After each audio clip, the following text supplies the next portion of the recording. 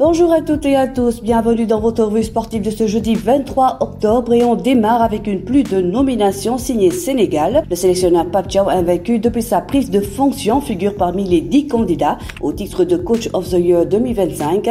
Une récompense logique pour celui qui a qualifié le Sénégal à la CAN 2025 et à la Coupe du Monde 2026, tout en installant un jeu séduisant et efficace. Mais la concurrence sera rude, le Maroc aligne 3 techniciens, Regragui, Ketoui et Houbi, tout Aurélie du titre internationaux. Côté sélection nationale, les Lions de la Teranga sont une nouvelle fois en lice pour le titre de meilleure équipe africaine, invaincus depuis 26 matchs qualifiés pour toutes les grandes compétitions. Les hommes de Pape Thiaw partagent l'affiche avec l'Algérie, le Maroc, le Cap-Vert ou encore la Côte d'Ivoire. Et ce n'est pas tout, 2 gardiens sénégalais brillent aussi dans les nominations. Edouard Mendy, le pilier de Al Ahly, et Marco Diouf, révélation du dernier CHAN, figurent parmi les prétendants au titre de meilleur gardien africain, un doublé symbolique pour un pays reconnu pour sa tradition de portier d'élite.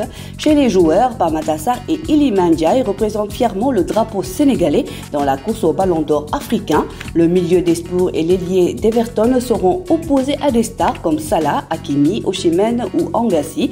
Un signe fort, le Sénégal reste au sommet du football africain, génération après génération. Petit ombre au tableau cependant, pour la première fois depuis 2017, aucun Sénégalais ne figure parmi les nominés au trophée du meilleur jeune africain, une absence due à une année plus timide chez les U20 et U17 malgré la prouesse de quelques pépites comme Moussa Cissé.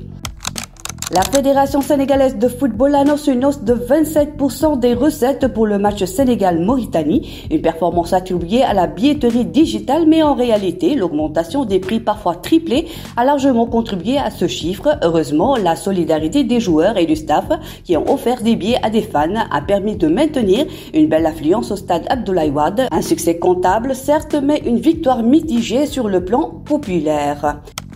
Ligue des champions en Europe, soirée contrastée pour nos Lions à Prague. Le Slavia de Youssoufane Bouj n'a toujours pas gagné. 3e match, 3e nul, 0-0 face à l'Atalanta. En revanche, le Bayern Munich a déroulé. Les Bavarois ont corrigé Bruges 4-0 avec un 2e but signé Nicolas Jackson, auteur d'une belle entrée en jeu. Le Bayern rejoint le PSG en tête de son groupe avec un choc explosif prévu le 4 novembre au Parc des Princes.